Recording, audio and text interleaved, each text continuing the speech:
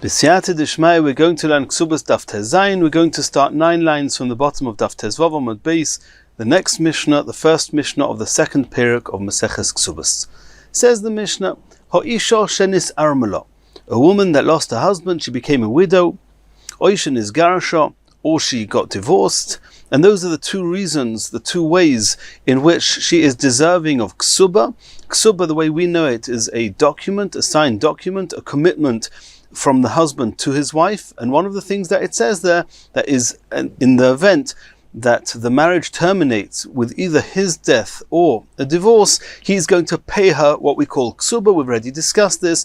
There's a certain amount of money that he has to pay.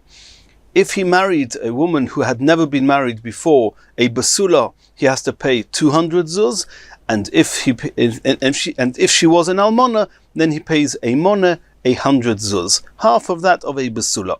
So, ha'isha shenis armala, oisha nis garasha, then normally she would come with the Ketubah and say, I want my Ketubah, pay me the Ketubah. Here's proof that he died, proof that he divorced me, I want to be paid the Ketubah, either by him, or if he died, then from his Yerushim, from those who inherit him.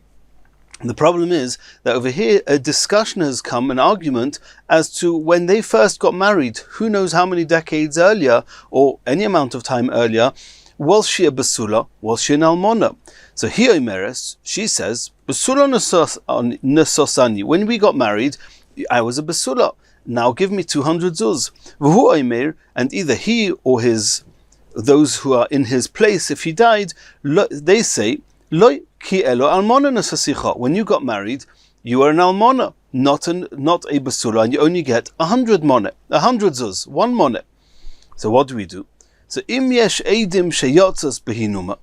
If there's 2 witnesses that will come forward and say when she got married, she went to the walls of the chuppah with a hinuma, something we're going to discuss later in the Gemara, or v'roisha parua, also something we're going to discuss, but roisha parua means that her hair was a little bit revealed onto her shoulders, then ksubaso mosaim. Then we have proof that the marriage, she was still a basula before the chuppah, and therefore she gets a ksubah of mosaim of 200 zuz.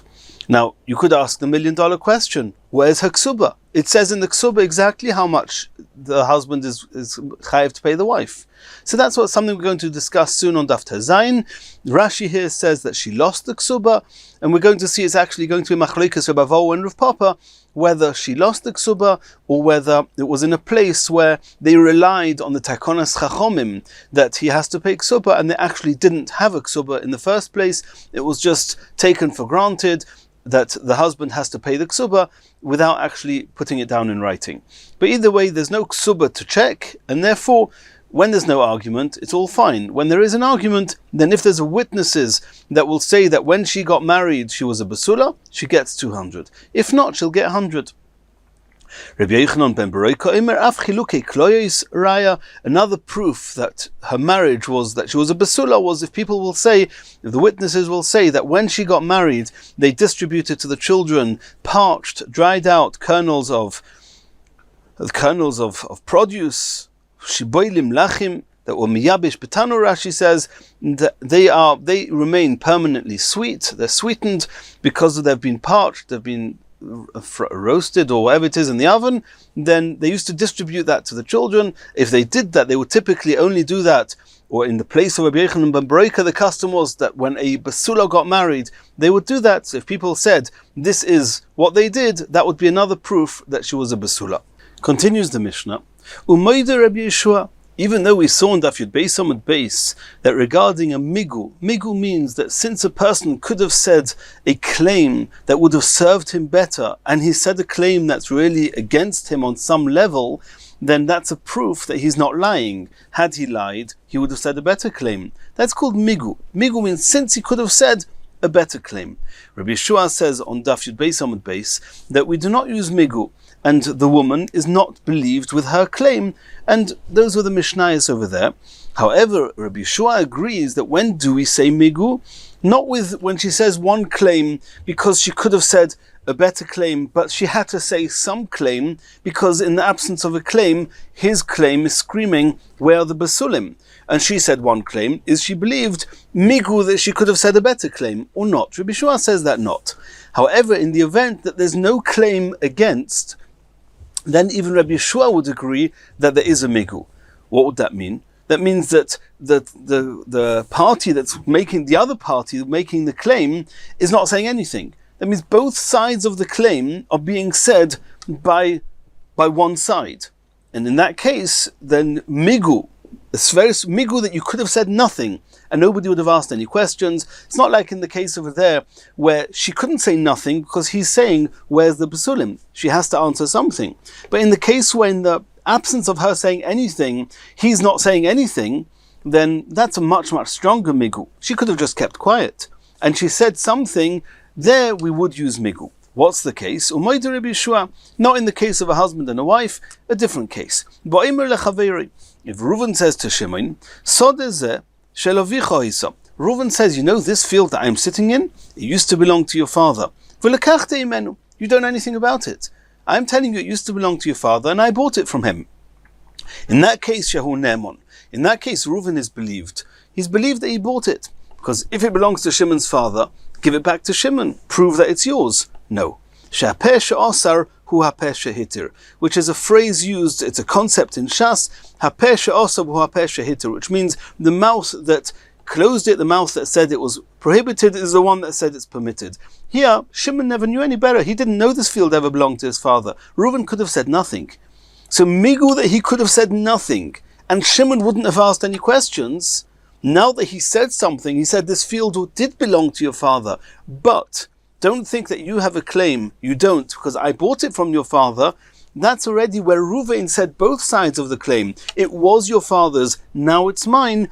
And had Reuven been silent and said nothing, Shimon would never have known any better and he would not have come forward with a claim.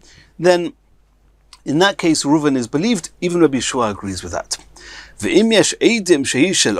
However, if there's otherwise proof that this field once belonged to Shimon's father, and now Reuven is saying, I agree it belonged to your father, but I bought it from him, here you haven't got hapesha osa. Reuven is not the one that is introducing the concept of this field belonged to your father. We have other witnesses saying that. In which case, why should we believe Reuven? Maybe you didn't buy it from Shimon. You, Reuven, agree it once belonged to Shimon's father. Prove that it's yours now. Reuven says, Lokachta imenu, that I bought it from your father Shimon, your father Shimon's father. Eino nemon, he's not believed. Prove it. And how do you prove that property is yours? That's discussed in other places in Shas. Exactly how you prove it. Come with a document, or prove that you've been here long enough and that nobody protested. Either way, that's not the discussion now. But if Shimon has a claim, Reuven may not necessarily be believed to say, I bought it from your father.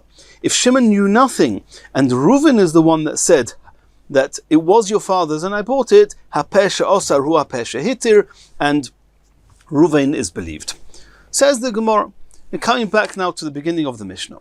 The Mishnah says that if there's a discussion between the husband, if in the case of divorce, or his children in the case of death, between the husband and the wife, whether when they first got married, was she a basula or was she an almona, or was she not a basula, an almona, then we said that if there's edim, proof that the marriage ceremony was done in a way that was typically only done with basulas, that's enough proof that she's a basula. What is that? So the Mishnah called that either hinuma or roisha parua. Says the Gemara, taima de'ika edim.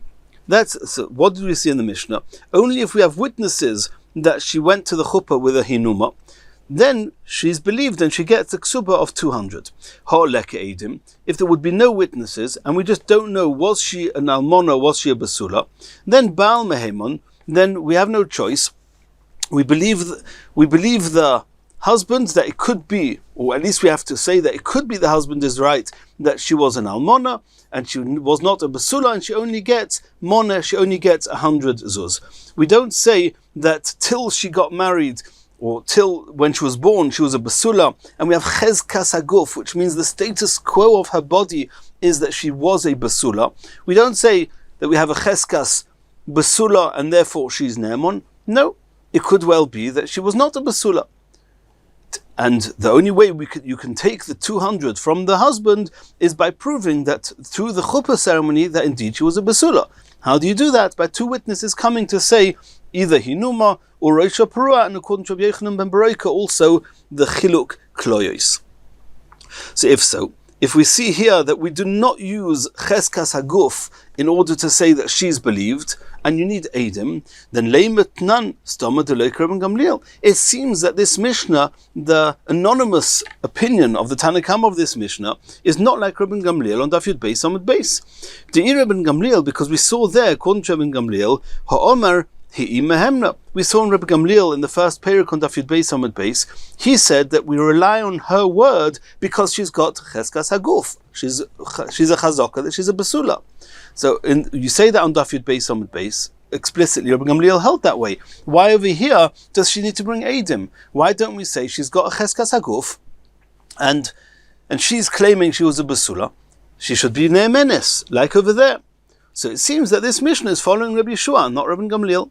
Says the Gemara, no. Afilu Tamer Rabbi Gamliel, it could well be that this Mishnah it goes even according to Rabbi Gamliel. Ad kan le'ka'amar Rabbi Gamliel hosam. When did Rabbi Gamliel over there say that she's believed? Only when together with her having cheskas haguf, she's got another advantage as well. And that is that her claim, relative to his claim, is a certain claim. She says with certainty, I deserve more ksuba. And he says, maybe not. We had a few cases there. He says maybe not, it's Bori V'Shema. She's certain, and he's got a doubt, maybe not, and she's got the Cheskas Haguf, then Reb Gamliel says she's believed. The Hosam Elo B'Bori V'Shema. When the certain, her claim is certain, and his is not. Aval Hoch over here, Bori Ubori. Both of them are coming with a definite claim. Here the husband is saying, I know you were an almona. She says, I know I was a basula. When it comes to Bori V'Bori, there we don't, Loi Omar, there Ibn Gamliel didn't say that we use Cheskas Haguf, and therefore this Mishnah could conform even with Ibn Gamliel. Says the Gemara, this is such a straightforward answer. Udekorile mai korile. Ho Bori or Bori hu. This is so straightforward, this answer, that over here they're both Bori, and over there it's Bori V'Shemo. What made you think that this Mishnah is similar to the opinions there, and this Mishnah would then not be following Rabban Gamliel? Says the Gemara, no. Because even in this Mishnah, her claim is way up from his claim. Even though he's coming with a certain claim, and she's coming with a certain claim over here, nonetheless, relative to the strength of her claim, his claim is on the same ratio as Bori V'Shema, even though he's certain. But no, we'll look at it as if it's not so certain. Why? Because her claim is much more certain. Why would her claim be considered more certain? Because besides for her being certain, there's also a majority. Most women who get married once, get married for the first time. And therefore there's a roiv that is supporting her claim. Besides for the cheskas haguf, you've also got a roiv. And since you have a roiv, her claim is stronger than his, and therefore it would be similar to Bori V'Shema. And we would assume that if Rabbi Gamliel says there, Bori V'Shema, Bori Odif, and we say Cheskas Haguf, and she is Nemenes, here too, where there's a Roiv, we would assume that her claim overrides his claim, and she would be Nemenes. And Ki Bori V'Shema Domi is similar to Bori V'Shema. And if our Mishnah says she's not Nemenes without Eidim, it would seem that our Mishnah is not following Rabbi Gamliel. That was the logic of the one who asked the question. The Gemara answered no. Even though most women get married when they're basulos, nonetheless, since they're both Bori, Rabbi Gamliel can agree that we do not say that Cheskas Haguf overrides and allows her to take the money from him, and in the absence of Eidim, she will not be Ne'emenes. And it's very probable that this Mishnah is actually following with Rabban Gamliel, and that means the ratio of the Mishnah is Rabban Gamliel, and in this case Rabban Gamliel agrees that we don't say that she has Cheskas Haguf because his claim is as certain as her claim. It's probable. Midiktoni, since at the end of the Mishnah we said, Umoida Rabbi Yeshua. Rabbi Yeshua agreed to Rabban Gamliel. So if you're going to say that Ayri Rabban Gamliel b'moida, if you're going to say that the beginning of the Mishnah is actually Rabban Gamliel, and even though Rabban Gamliel there said she's believed, here says she's not believed, without Eidim. She's not believed, and we say no. Here Rabbi Gamliel agrees to Rabbi Yeshua, as we explained, because over here it's Bori or Bori, and her claim does not override his claim. So if the beginning of the Mishnah he's agreeing to Rabbi Yeshua, then Shapir we can understand that the end of the Mishnah Rabbi Yeshua is agreeing to Rabbi Gamliel. Even though Rabbi Yeshua said you do not say Migu earlier on in Daf Yud Beis Amud Beis, over here he agrees to Rabbi Gamliel, you do say Migu. If you say that the beginning of the Mishnah is not Rabbi Gamliel, is indeed like the person who asked the question thought, that this Mishnah is similar to Bori Vashema, and if she is not believed, it's obviously not Rabbi Gamliel, it's Rabbi Yeshua. And if the beginning of the Mishnah is a statement which we're going to is Rabbi Yeshua's opinion, then Rabbi Yeshua leman moida. What's the end of the Mishnah? Suddenly Rabbi Yeshua is saying Rabbi Yeshua agrees to Rabbi Gamliel. Who's agreeing to who? What's going on here? Answers the Gemara, that itself wouldn't be a proof. It could well be that the beginning of the Mishnah is Rabbi Yeshua. You want to know what it means, the end of the Mishnah, that Rabbi Yeshua agrees to Rabbi Gamliel? Mi savros Rabbi Yeshua hai pirkin koi. Who says that when it says Umaydu Rabbi Yeshua, that Rabbi Yeshua is agreeing to the Rabbi Gamliel in the same way as Rabbi Gamliel agreed to him within this Mishnah, within this Perek? No, Amigu Koi. This Maydu Rabbi Yeshua at the end of the Mishnah is going back to Daf Yud Beis Amud Beis. Vapirkin Kamakoi is discussing the concept of Migu mentioned on Daf Yud Beis Amud Beis. That in Daf Yud Beis Amud Beis, Rabbi Yeshua held we do not use Migu. However, type of Migu as strong as this one, of a Pesha Osa, Hua Pesha Hitir, and Migu that you could have been silent and said nothing, you're believed to say what you said, that Rabbi Yeshua agrees to Rabbi Gamliel. That's a basic reading of this Gemara. It is a little bit complicated.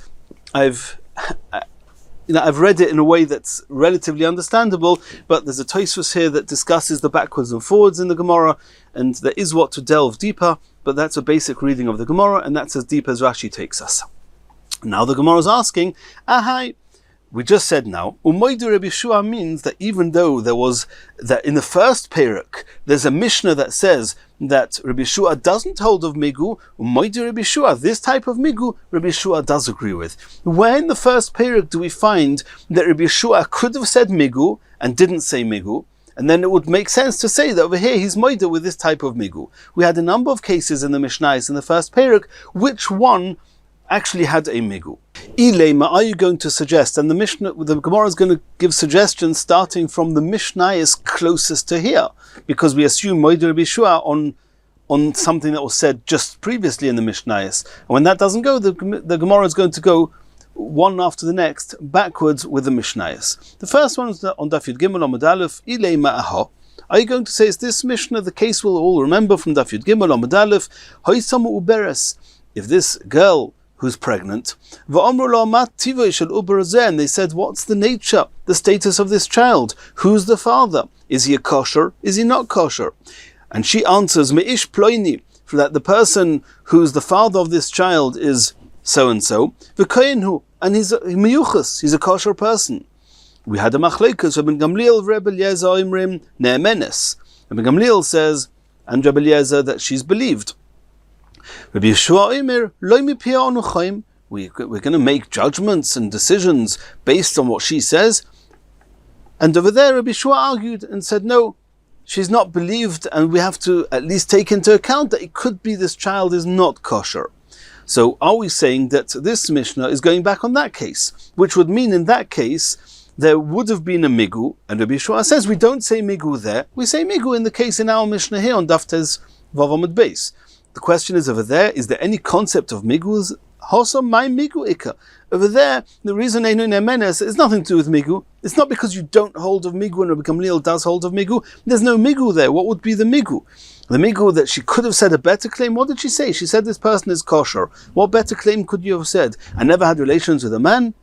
And we say, oh, you've got Migu. You could have denied ever having relations with a man, and now that you agreed that you had relations and you said he's kosher, you want us to believe you. Well, you couldn't have said that you never had relations with a man. Hare kreiso ben shinel, we can see you're pregnant, you've got a stomach that's coming up, and the literal translation is the stomach is between her teeth, but it means that we can see a bulging stomach, we see you're pregnant, you can't say you didn't have relations with anyone.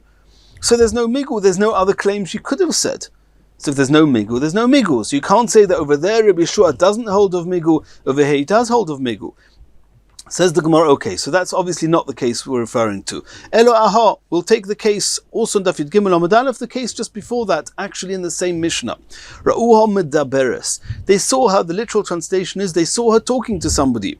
And we don't know, where did this lead? Did they have relations? Did they not have relations?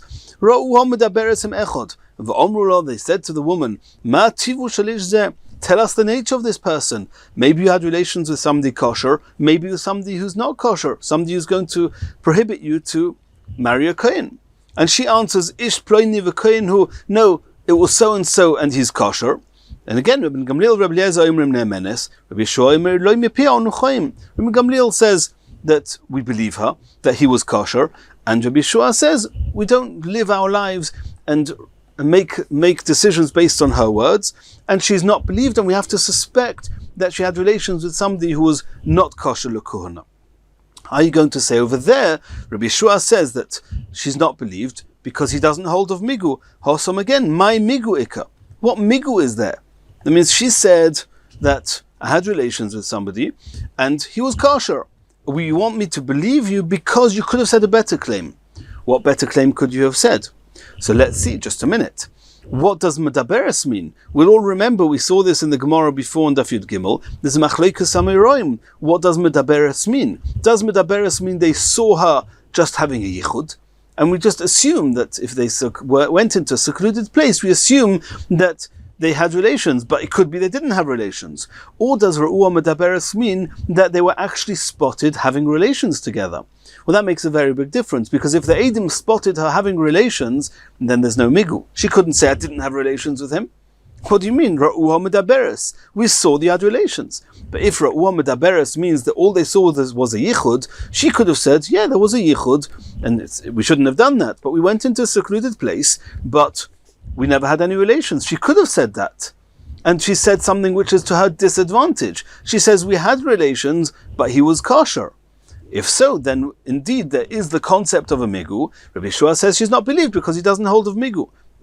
Then indeed that would work. So the Gemara says, according to Zeiri, who explained to Omar my medaberes nistara, that medaberes means that the only thing the witnesses saw was that they had yichud.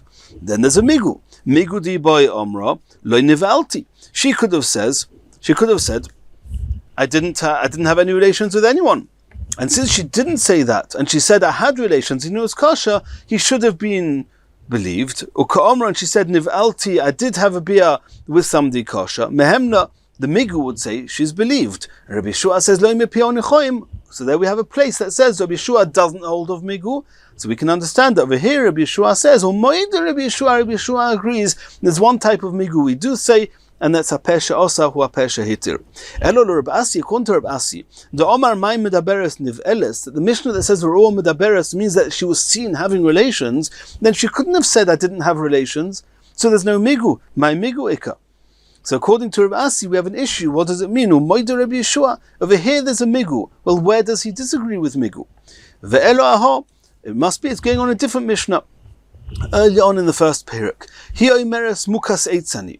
She says, the reason I didn't have basulim is because I had an accident and a piece of wood injured me and removed the basulim. And he says, no. He says, no. The reason you didn't have basulim is because you had relations with a man.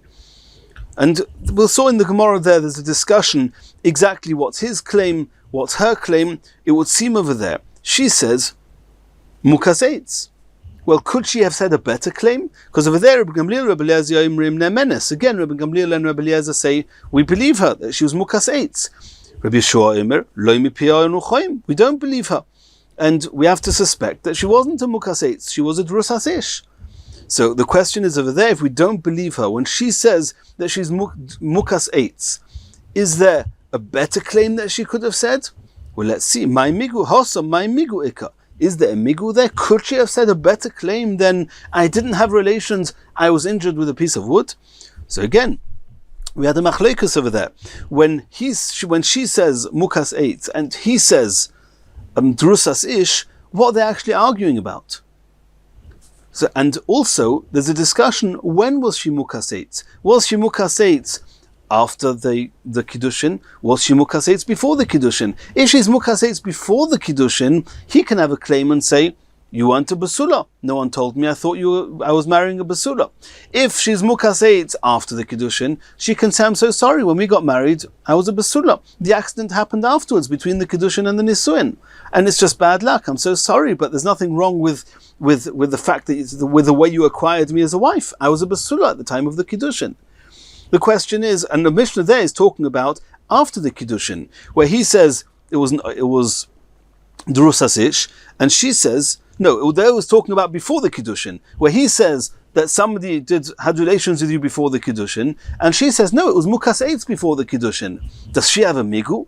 Would it help her to say I wasn't mukas eitz before the kiddushin, I was mukas eitz after the kiddushin? It sounds like it might help her because that means at the time of the kiddushin she was a normal basula. But does that actually help her? Does that help her claim? Well, that depends how much mukaseitz after the kiddushin, how much ksuba she would get. It's a machleikas. If mukaseitz, before the kiddushin, if mukaseitz before the kiddushin would give her, no, mukaseitz before, yeah, if mukaseitz before the kiddushin would give her 200, then mukaseitz after the kiddushin won't give her more than that. If mukaseitz before the kiddushin, he says, you let me down, I thought I was marrying a basula, not a mukaseitz. And before the kiddushin, you are already not a basula, you are mukaseitz, you only deserve 100 zuz. If so, her claim that she was a mukaseitz after the kiddushin would gain her an extra 100. Because if she's mukaseitz after the kiddushin, she'll certainly deserve 200. Then she would have a migu. Migu that she could have said mukaseitz after the kiddushin. And she didn't say that, she said mukaseitz before the kiddushin. That's a reason to believe her, because if she would have been lying, she would have said a better lie. So, since she could have said mukaseitz tachtecha, we believe her that she was a mukaseitz and not a drusas ish. So we have to see all this in the Gemara. That the discussion between him and her was, does she get a monet or does she get nothing? That means if she was a mukaseitz before the kiddushin, then he only has to give her 100. And if she was a drusas ish, the konso becheskas besula v'nimtzeis beula, to mekach she gets nothing. If so, she has a migu. Because saying mukaseitz before the kiddushin, she only gets 100 zuz. Saying mukaseitz after the kiddushin, she would get 200 zuz. Migu di boy omra mukaseitz anitachtecho. She could have said I was a mukaseitz after we got married, after the kiddushin. V'islam osayim, and I get 100. Uka omra. And she said that I wasn't mukaseitz after we got married, after the kiddushin. I was mukaseitz before we got the kiddushin, and therefore it's a disadvantage to her. But she should be believed. Deleslo elamona, she only gets 100 zuz. Mehemna, she should be believed. And nonetheless, Rabbi Shua says she's not believed. Loi mipia onuchoim. So indeed, we see from there that Rabbi Shua doesn't hold of migu. And over here he says, that this type of migu we do say. The argument between him and her. She says mukas eitz, and he says drusas ish. That she says mukas eitz before the kiddushin, and nonetheless she gets 200 like an average basula, like any basula.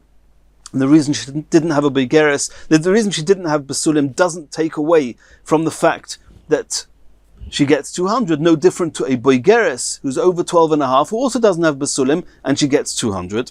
Umone, and he says drusas ish, and he gets a mone. Konso becheskas basulav nimtes beula gets 100 zuz. Over there, my migu ika. There's no migu. She said I was a drusas ish before the kiddushin. She says I was a mukas eitz before the kiddushin, and I get 200. What could she have said? I was mukas eitz after the kiddushin. It's the same 200. So she's got no migu. If there's no migu, then that Mishnah can't be the one which is the contrast to our Mishnah regarding migu. My migu ika. Elo aha. It must be a different Mishnah on Daf Yud Beis Amud Beis. No, says ish over there, he got married, he didn't find any basulim. Here Meres, she said, Misha irastani nasti. Somebody violated me after the kiddushin. I'm so sorry, it's your bad luck. It's no different if your field would have got flooded. When the time of the kiddushin, I was a basula. Between the kiddushin and the chuppah, somebody violated me, and now I'm not a basula anymore. I'm so sorry, but Misha irastani, after the kiddushin, there was an oinus. And he says, no, that the incident that happened was before the kiddushin, and you let me down at the time of the kiddushin, you're not a basula. So again, Again, there's a machlokes Rabbi Gamliel and Rabbi Yeshua. Rabbi Gamliel says she's believed, and Rabbi Yeshua says that not. Over there, is there migu? Yes. The migu diboy omra mukas eitzani tachtecha. Over there, she could have said, the reason there's no basulim is because after the kiddushin, it was a mukas eitz. And then it's certainly to her advantage. Because doing a znus, which is misha irastani ne'enasti, the case, what her claim, even though it was an oinus, but znus ba'oinus, she was an eishesish, it makes it also to a kohen. So, and she's saying, misha irastani ne'enasti. She could have said a better claim. She could have said it was a mukas eitz, and then she would be mutter still to a kohen. And why didn't she say a better claim? You have a migu. Migu di boy omro. She could have said, mukas eitz ani tachtecha. Deloipka poslo nafsha mikuna. And she would not have puzzled herself, she would not have made herself be posel lekahuna. Uka omro ne'nasti. And she says there was an oinus there. There was a relations with a man there. The kapasla nafsha mikuna. And since she was married, she's posel lekahuna. And so we see there's a migu, and nonetheless Rabbi Yeshua says lo mipianu chayim. So you see Rabbi Yeshua doesn't hold of migu. That's why Rabbi Gamliel says she is believed, because there's a migu. Rabbi Yeshua says to Rabbi Gamliel, in the case over there, behind migu dahacha, over there I don't hold of migu. Over here, in this case here, in our Mishnah, umayda Rabbi Yeshua, migu dahacha maydina lachai, agree with you, bahu migu the Hossam, that only in the migu over there, Paligna Lavoch, I argue with you. However, the migu of here, I don't argue with you, Rabbi Gamliel. Here, Umayda Rabbi Yeshua, there is a migu. Asks the Gemara, I don't understand. Mechti hai migu, v'hai migu. Both are using the same logic of migu. That since you could have said a better claim, and you didn't say the better claim, that's proof that you're not lying. Why should the migu there not be believed, and the migu here, yes, be believed? Answers the Gemara, as we explained before. Mechti hai migu v'hai migu, ma'ishno hai migu mehai migu. What's the difference between that migu and this migu? Hacha ein shayro shachot lefanecha. If you see an ox that's slaughtered, that's shechted in front of you, question comes to mind. The situation arises a question. The situation is screaming the question, who shechted the ox? This ox has been violated, has been killed by somebody. Who did it? There's already a question that presents itself. There, you don't say migu. In the case over there, in the Mishnayos in the first perek, over there he didn't find basulim. The question is screaming. He's saying, where are the basulim? He gives one claim, she gives another claim. Rabbi Yeshua says over there, we don't say migu.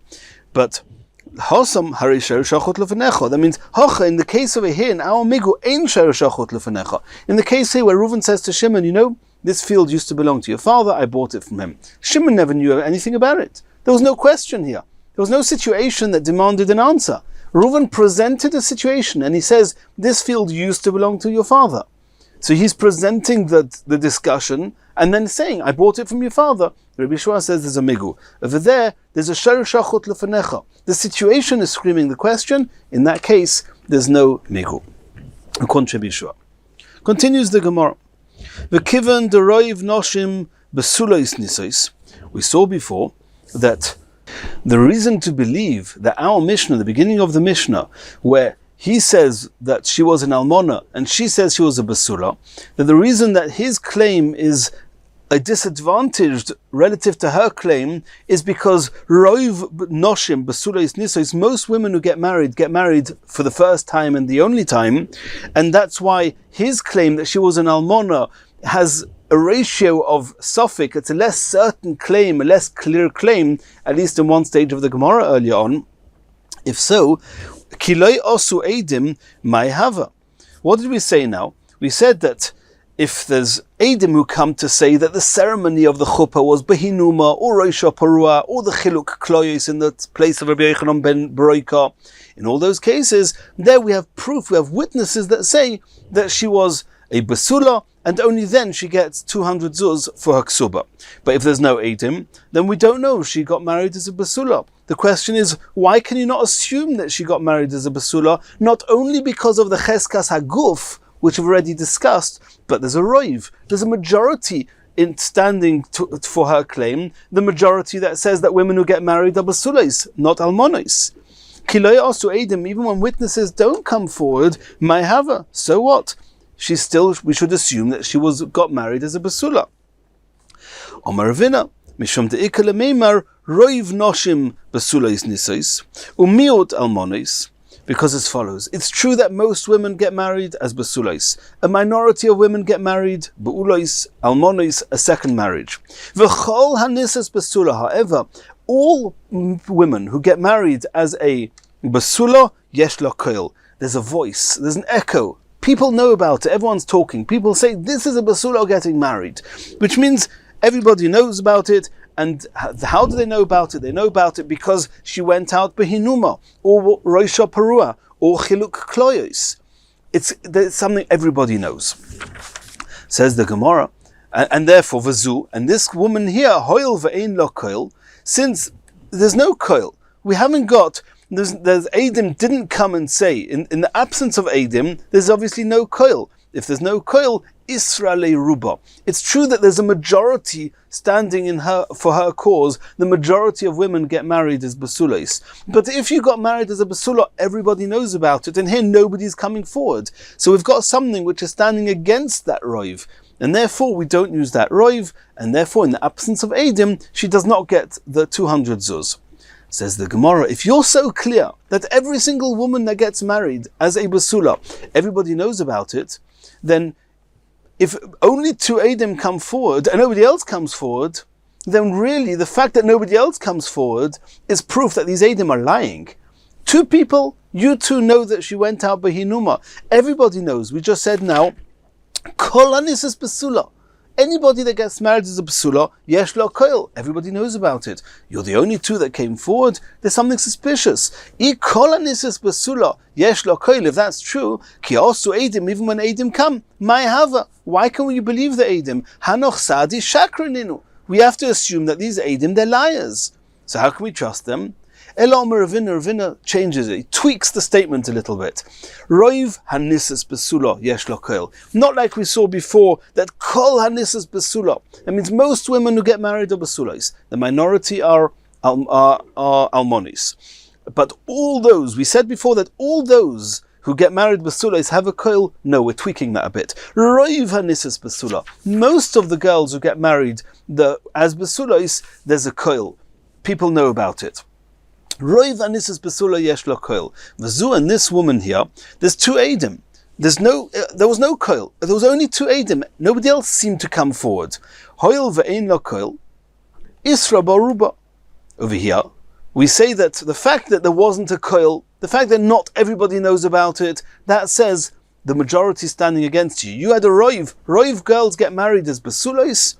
Okay, why does everybody not know?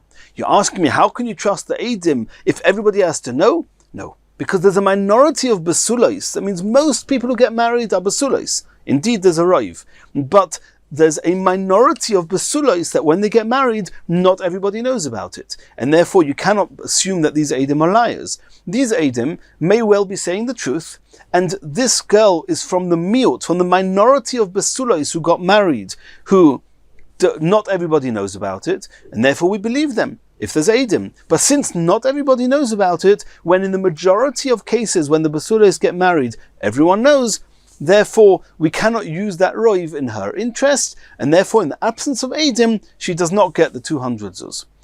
Continues the Gemara, Im yesh Adim sheyotza behinuma v'chulu. And this takes us back to the Mishnah. We saw in the Mishnah, if there's an argument between the husband and the wife, was she a basula, was she an almona? If she can bring Adim and say that to the Beis Din, that when she went to the chuppah, she went behinuma, or she went beroisha parua, or with chiluk kloyes, according to Rabbi Yochanan ben Beroika, then we have proof that when she went to the chuppah, that she had that she was a basula, and she deserves 200 zuz for the ksuba. And indeed, that's what it says in the Mishnah, that ksubas are mosayim. Ask the Gemara, we have an issue here. If there's any way of her claiming the 200 zuz besides for coming with the ksuba, the document of the ksuba, and saying, look, it says here I was a basula, I want 200 zuz. If she's got another way of getting the ksuba, then we have an issue. V'leichash dilma mafke edim b'hai beidina v'gavya. Maybe she's going to come to Beis Din with 2 edim and say, look, I've got 2 witnesses that when I went to the chuppah, I went behinuma, I want the ksuba of 200. The Mishnah says, Ksubas HaMasayim. V'hoda mafkal al ksuba b'hai beidina. what's going to happen then? She's going to come a few days later to the Beis Din and going to say, look, here's a ksuba. I've got a document. He's committed to pay me 200 zuz. Give me 200 zuz. And how's anyone going to prove that he's already paid her the ksuba a few days earlier based on the eidim of the hinuma? And she's going to claim the 200 zuz with this shtar. So if whenever there's a document that says that he has to pay her money, and she's got a way of taking the money without the document, what's stopping her reclaiming it again with the document? Omer Bavo says this is proof to his opinion. Zoisei Meres. In other places in Shas, Bavo says, Koisvin Shayvar. You write a receipt that when the husband pays the wife the 200 zuz ksuba, she writes, I've received the ksuba.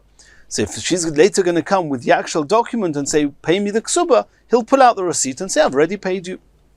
Rav Papa Omar. Rav Papa says we don't want people writing receipts. And whenever there's a document, we do not rely on a receipt at all. Why? Because then the poor fellow has to keep this receipt and make sure that the animals and the elements don't destroy the receipt in risk of losing the money again.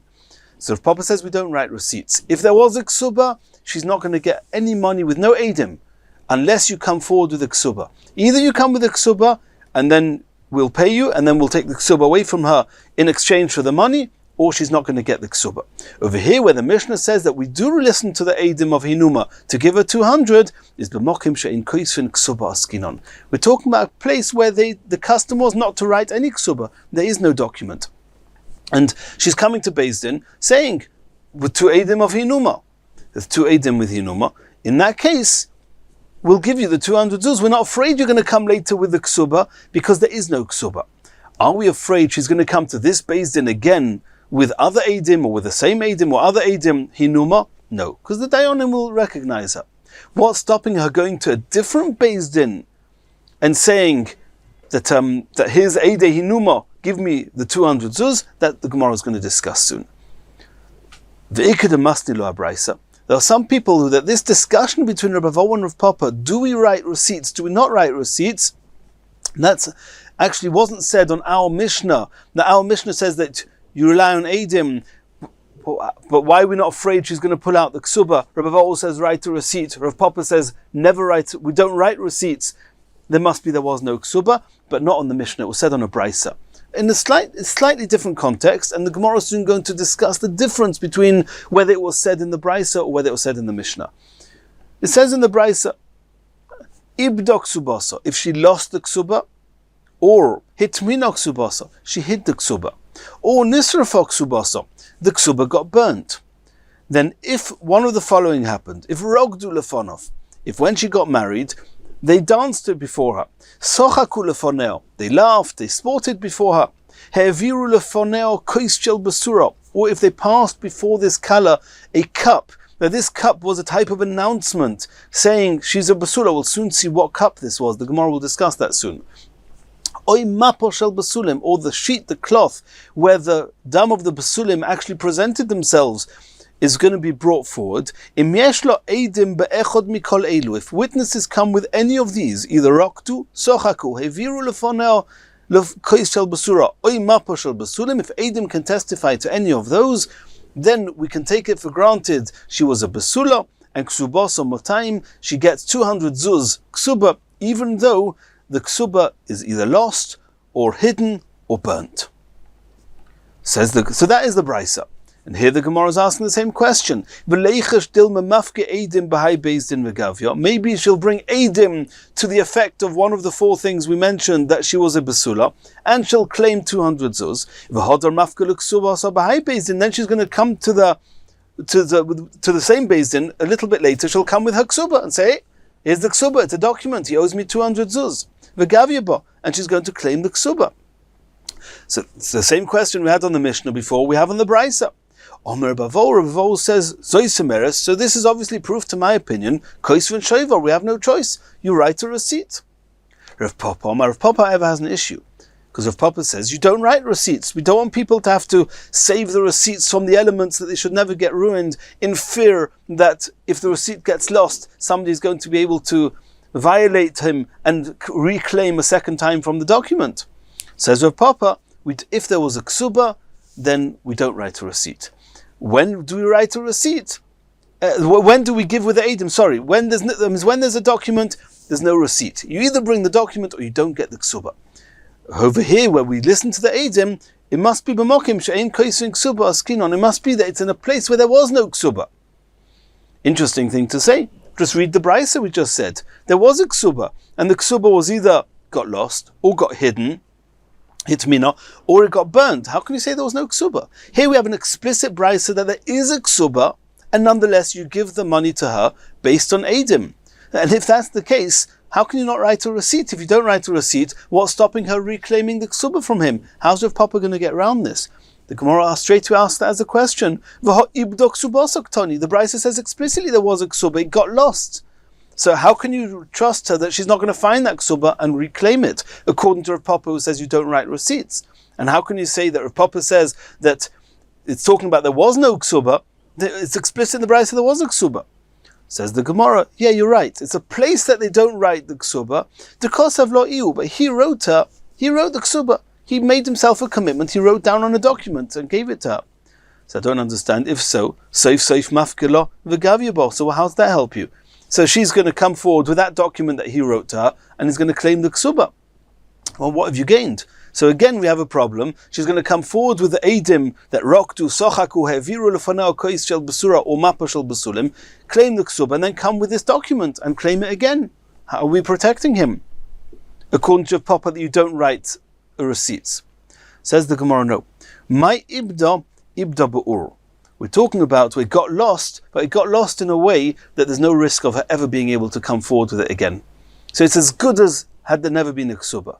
What type of loss is impossible to find? It got lost to fire. Ibda ba'ur. It got lost to fire. So it got lost to fire, then it's okay. Then the Eidim can come, we'll give it to her based on Eidim, and she will not be able to come forward with the ksuba. Says the Gemara, is that what ibda, getting lost, means to fire? Read the Brisa a few words later. It says nisrafa ksubasa, the ksuba got burnt. Ihochainu nisrafa, asks the Gemara. So how can ibda mean nisrafa? Va'oid, another question. Hitmino ma'ikelamemo, when it says it didn't get lost, the second one is that it got hidden. It got put away. If it got put away, she might find it and bring it out and reclaim the ksuba. What are you going to say there? Vasu, and also ibda, lomoli. If ibda means that it got burnt, then why are you talking about ibda? Just nisrafa ksubasa.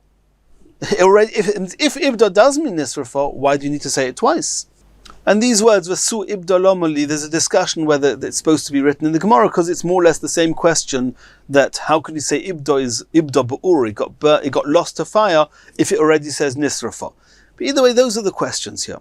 Elo, says the Gemara, you have to read the Brisa very differently, and it changes the whole page. That what? When we read the Brisa, it said as follows: Ibdok ksubasa, if the ksuba got lost. Hitminok ksubasa, if the ksuba got hidden away, got put away. Nisrafok ksubasa, or if the ksuba got burnt. In any of those cases, if Eidim come and say that either Roktu, Sochaku, etc., we give her the ksuba. And then we have an issue. According to Rav Papa, that you don't write receipts, how are you going to stop her coming forward and reclaiming the ksuba a second time with the document? Says the Gemara, you have to read it completely differently and turn the whole thing over. Ibda ksubasa, if she lost the ksuba, kol ibda ki hitmina b'faneinu dami. If the ksuba got lost, it's as if she hid it in front of us, which is a clear statement. I've got some prank up my sleeve. I'm going to come against him and take the ksuba a second time. So if it's ibda ksubasa, then it's the similar to hitmina ksubasa, and she clearly doesn't get anything. No Eidim would help her. V'lo yoivinon lo ad amri Eidim. You're only going to give it to her, not if Eidim come and say Roktu and Sochaku, that's not going to help. The only time you're going to give it to her is if Eidim come and say that Nisrafa Ksubasa, the third statement in the Brisa. If Eidim say that the Ksuba is completely burnt and gone, then in that case, if they can come forward and say that we have proof at the time of the Chuppah she was a Basula, then we'll give her 200 Zuz.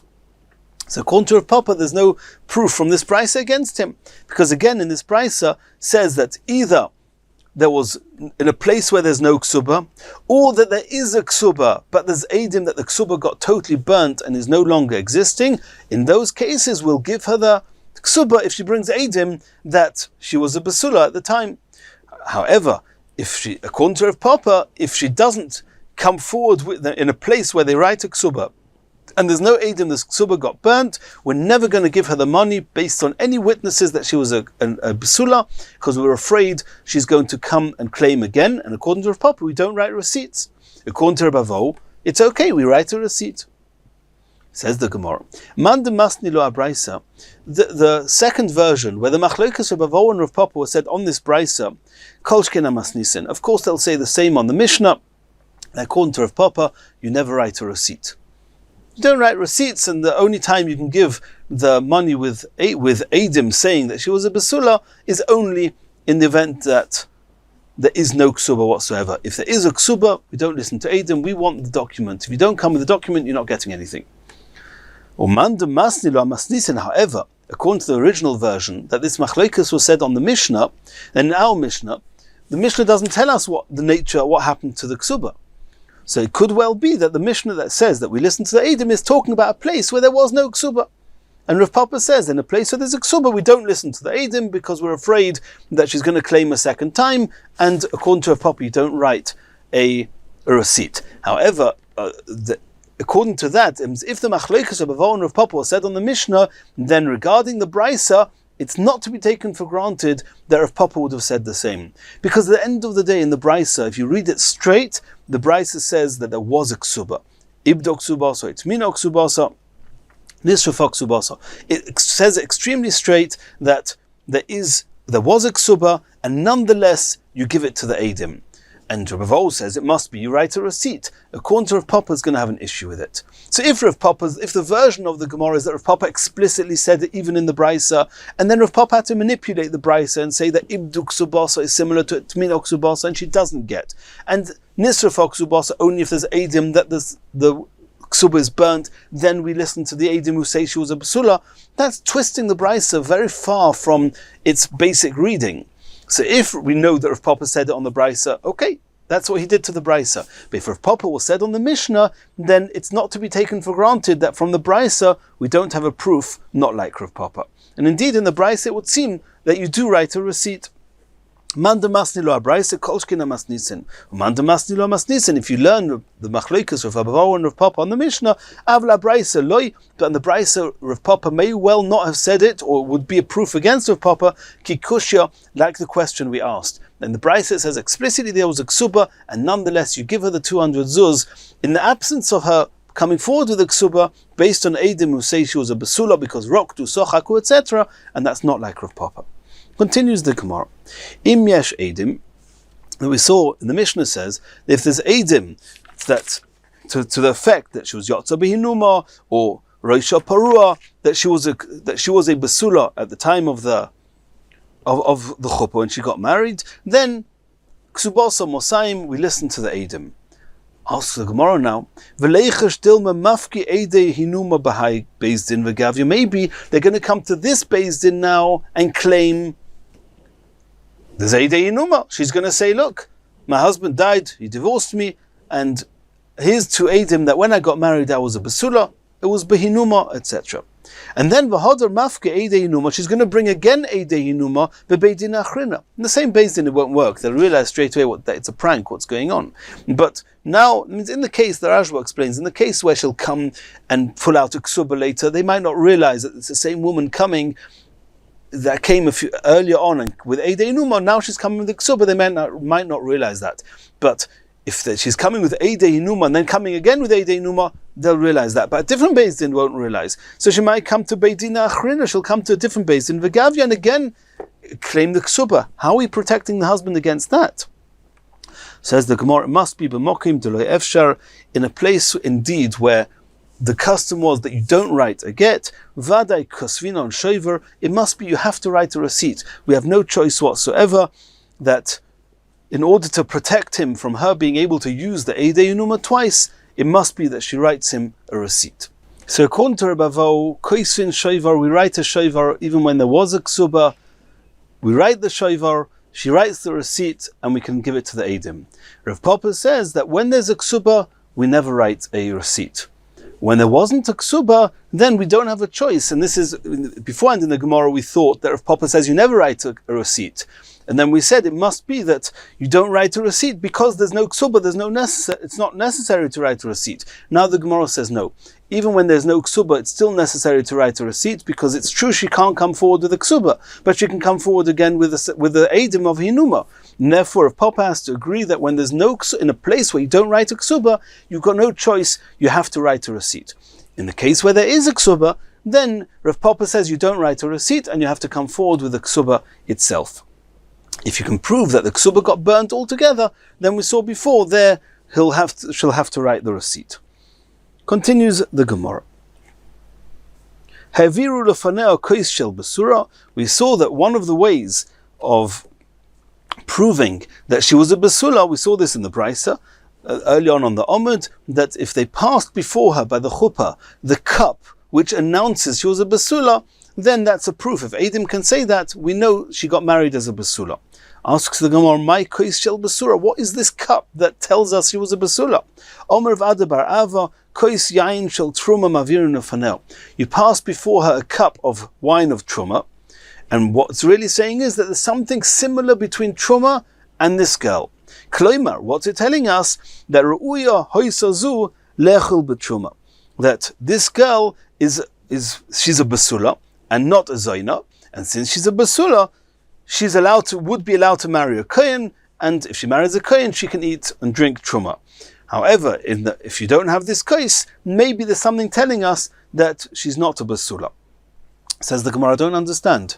It's true that a basula can marry a kohen, but every girl who's not a basula can't marry a kohen and can't drink truma.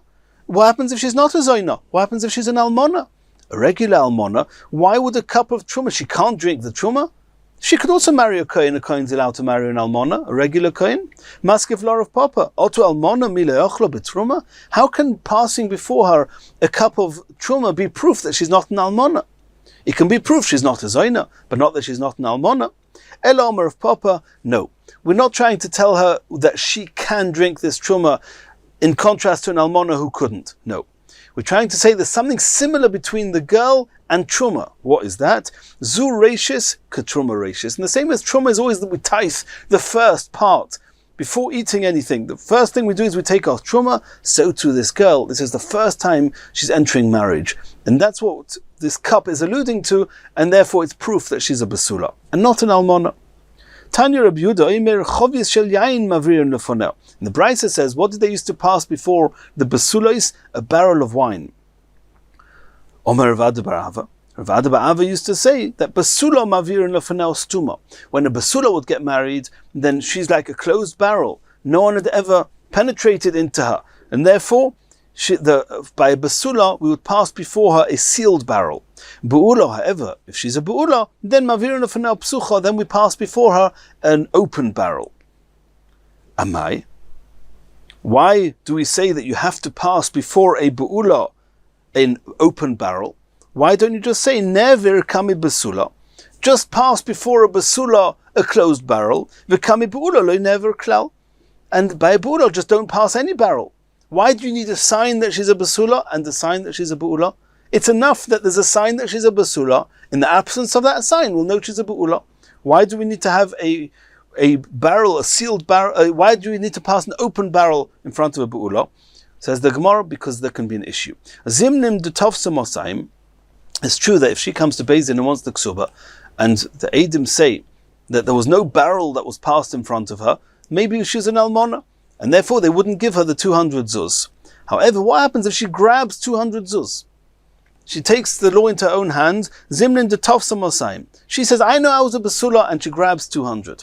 He says, no. But now he has to take away from her. Normally, she's taking the money from him. Now she's grabbed it. He's got to prove that he can take the money back. So when he says there was no barrel, is that really proof that she was not a basula and she has to give back 100? Maybe not. V'omra, she's going to say, I'm not basula, not havoy. I was a basula. You want to know why they didn't pass any barrel? The reason they didn't pass a barrel is it wasn't because I was a bu'ula, it's just because they were all intoxicated with wine and they just forgot and they were too confused and they didn't pass the barrel in front of me. But that's not a proof that I was not a basula. And then they won't be able to take away from her the extra 100 zuz that she took. And therefore we say that if you're a Be'ula, they're going to pass before her a closed barrel. And you can't say, because they were intoxicated, they forgot to open the barrel. It's so simple to open a barrel. They would have opened the barrel if she was that means if they passed before an open barrel, and to say she was a Be'ula, she can't say, no, really I was a Basula, and they were too intoxicated to close it. No, it's not so complicated to close a barrel. And if they didn't close the barrel, that means that you are a Be'ula. And therefore we say, in any which way, there's got to be, you pass a barrel. A basula, a closed barrel. A be'ula, an open barrel. And that way, don't blame anything on people being intoxicated. We will know from the status of the barrel whether she was an almona or a basula. But if we say that there's only a sign by a basula and closed barrel, and no barrel by a be'ula, this be'ula might grab the 200 and say, you don't have proof that I was a be'ula. Just because they didn't pass a barrel, they were too intoxicated to do that, and therefore Rav Ba'ava says, whichever way you hold it, you pass a barrel. And in Yitzchok in the next year, we're going to continue the next Gemara.